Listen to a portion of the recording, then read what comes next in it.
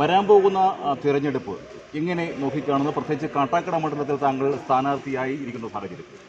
സ്ഥാനാർത്ഥിയായിട്ട് ഭാരതീയ ജനതാ പാർട്ടിയുടെ കേന്ദ്ര തെരഞ്ഞെടുപ്പ് കമ്മിറ്റിയാണ് പ്രഖ്യാപിക്കേണ്ടത്. ഏതാനും ദിവസങ്ങളൊക്കെ പ്രഖ്യാപിക്കുന്നത് പ്രതീക്ഷിക്കുന്നു. പക്ഷേ എന്തായാലും BJP നേതൃത്വം നൽകുന്ന NDAക്ക് ഇവിടെ ഒരു സ്ഥാനാർത്ഥി ഉണ്ടാകും. ആ സ്ഥാനാർത്ഥി 100% വിജയിക്കും എന്ന് ഞങ്ങൾക്ക് ഉറപ്പുണ്ട്. കാരണം കാട്ടാക്കടയിലെ ജനങ്ങൾ, കേരളത്തിലെ മൊത്തം ജനങ്ങൾ ചിന്തിക്കുന്ന പോലെ കാട്ടാക്കടയിലെ ജനങ്ങൾ ചിന്തിക്കുന്നു. LDFും UDFും മതിയായിരിക്കുന്നു, അവർക്ക് മടുത്തിരിക്കുന്നു. അതിന് പകരം ഒരു ബദൽ, അത് വികസനത്തിൻ്റെ, ജനക്ഷേമത്തിൻ്റെ മുദ്രാവാക്യം ഉയർത്തിപ്പിടിക്കുകയും അത് പ്രാവർത്തികമാക്കുകയും ചെയ്യുന്ന ശ്രീ നരേന്ദ്രമോദിയുടെ നേതൃത്വത്തിലുള്ള മുന്നണി NDA ജനങ്ങൾ രണ്ട് കൈയും നീട്ടി സ്വീകരിക്കും.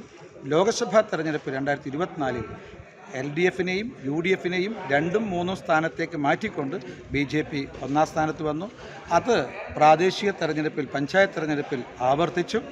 ഇതേ തരത്തിൽ തന്നെ ഈ വരുന്ന നിയമസഭാ തെരഞ്ഞെടുപ്പിൽ ഈ കാട്ടാക്കടയിലെ സാധാരണക്കാരായിട്ടുള്ള വോട്ടർമാർ BJP NDA രണ്ട് കൈയും നീട്ടി സ്വീകരിക്കും. കേരളത്തിൽ അനേകം താമരകൾ വിരിയുമ്പോൾ ഒരു താമര അത് കാട്ടാക്കടയിലേതായിരിക്കും. കാട്ടാക്കട മണ്ഡലത്തിൽ വിളപ്പിശാലയിൽ മുൻപ് ചവർ ഫാക്ടറി എന്ന് അറിയപ്പെട്ടിരുന്ന സ്ഥലം ഇന്ന് കായിക പ്രേമികൾക്ക് ഉപകാരപ്പെടുന്ന തരത്തിലൊരു കളിസ്ഥലമാകാൻ പോവുകയാണ്. അതിൻ്റെ മുന്നൊരുക്കം എന്ന നിലയിൽ ഗ്രാമപഞ്ചായത്ത് മുന്നോട്ട് വച്ച ഒരു നിവേദനം കോർപ്പറേഷൻ അത് മുഖവിലക്കെടുക്കുകയും അതുമായി ബന്ധപ്പെട്ട് തുടർ നടപടികൾക്കായി അദ്ദേഹം മേയർ സ്ഥലം സന്ദർശിക്കുകയും ചെയ്തു.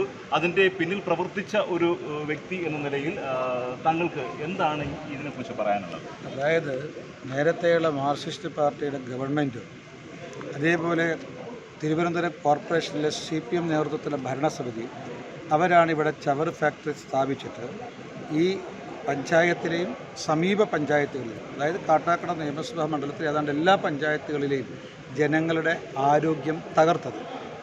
പക്ഷേ ഞങ്ങളിപ്പോൾ വെച്ചിരിക്കുന്ന പ്രപ്പോസൽ, ഇപ്പം BJP അധികാരത്തിൽ വന്നിരിക്കുകയാണ് തിരുവനന്തപുരം കോർപ്പറേഷൻ.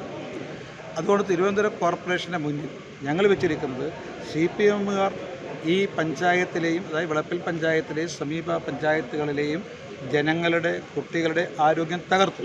പക്ഷേ ഇവിടുത്തെ കുട്ടികളുടെയും പുതിയ തലമുറയുടെയും ആരോഗ്യം സംരക്ഷിക്കാൻ വേണ്ടിയിട്ട് കോർപ്പറേഷൻ്റെ നേതൃത്വത്തിൽ തന്നെ ചില സംരംഭങ്ങൾ ആരംഭിക്കണം എന്നുള്ളതായിരുന്നു ഞങ്ങളുടെ മനസ്സിലുണ്ടായ ആശയം. അതിൻ്റെ അടിസ്ഥാനത്തിലാണ് ഒരു കേവലം ഈ കേരളത്തിൽ മാത്രമല്ല അന്തർദേശീയ നിലവാരത്തിലുള്ളൊരു കളിസ്ഥലം ഈ കോർപ്പറേഷൻ്റെ ഉടമസ്ഥതയിലുള്ള വിളപ്പിൽ പഞ്ചായത്തിലുള്ള 48 ഏക്കർ ഭൂമിയിൽ അതിൻ്റെ ഒരു ഭാഗത്ത് സ്ഥാപിക്കണം എന്ന് ഞങ്ങൾ പ്രപ്പോസൽ വെച്ചത്. ഈ 48 ഏക്കർ എന്ന് പറയുമ്പോൾ ഇതിൻ്റെ പ്രധാനപ്പെട്ട ഏത് സ്ഥലമാണ്? അതായത് ഉദ്ദേശിക്കുന്നത് ഇപ്പോൾ നമ്മൾ നിൽക്കുന്ന ഇത് ഒരു ഓഡിറ്റോറിയം പോലെ സ്ഥിതി ചെയ്യുന്നൊരു സ്ഥലമാണ്. ഇതിൻ്റെയൊക്കെ ഏരിയ നമുക്ക് ഉപയോഗപ്പെടുത്താൻ സാധിക്കും?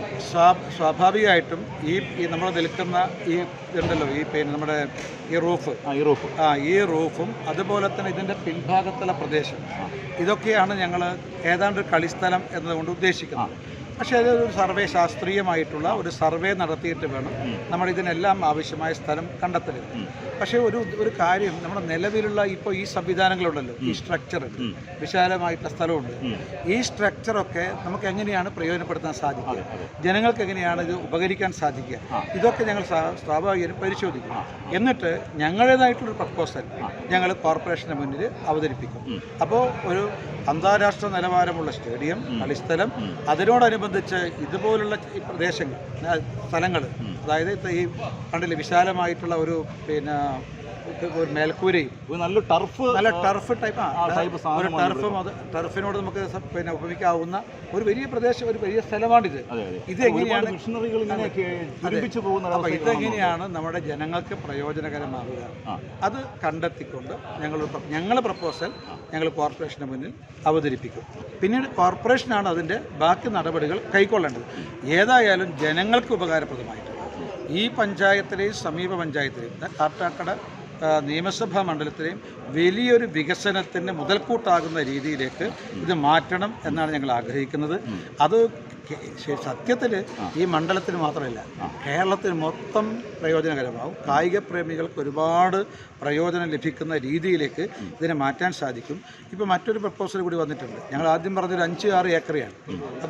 അപ്പോൾ ചില ഭാഗത്തു നിന്ന് വന്നിരിക്കുന്ന ഇതിന് ശേഷം ചർച്ച വന്നപ്പോൾ അത് കുറച്ച് കൂടുതൽ സ്ഥലത്തേക്ക് വ്യാപിപ്പിച്ചാൽ ഒരു അന്തർദേശീയ തലത്തിലേക്ക് അത് മാറില്ലേ?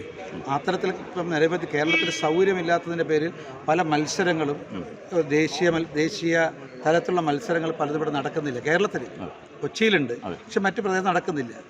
അതുകൊണ്ട് അത്തരത്തിലുള്ള കേന്ദ്രമാക്കി മാറ്റിയാൽ ഇത് വലിയൊരു കായിക രംഗത്ത് വലിയൊരു മുതൽക്കൂട്ടാവുമെന്ന് മാത്രമല്ല മറ്റ് വികസനങ്ങൾ ഇവിടെ സാധ്യമാവും. അതുകൊണ്ട് ഒരു വികസനമാണ് ഞങ്ങൾ ഇതുകൊണ്ട് ഉദ്ദേശിക്കുന്നത്.